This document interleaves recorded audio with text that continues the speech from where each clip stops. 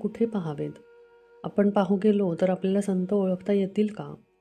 संत आपल्यासारखे देहधारी असतात का? हल्लीच्या काळात संत पाहू गेल्यास सापडणे कठीण आहे. अशा वेळी दासबोध हाच सत्संग होईल. समर्थांनी सांगून ठेवले आहे की जो विश्वासाने हा ग्रंथ वाचील त्याला माझा संग घडेल. आपण संतांना देहात पाहू नये, तर ते जे साधन सांगतात तेच ते होत असे समजावे. त्यांनी 4 गोष्टी करायला सांगितल्या आहेत. 1. निर्गुणत्व कळायला कठीण, म्हणून सगुणोपासना करावी, त्यानेच निर्गुण रहस्य कळेल. 2. म्हणजे नम्रता.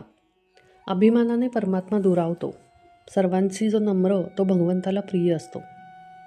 3. गोष्ट अन्नदान.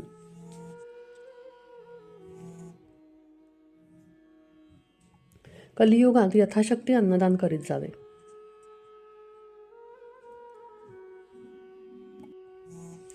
कलियुगात यथाशक्ती अन्नदान करीत जावे. त्याचे महत्त्व फार आहे.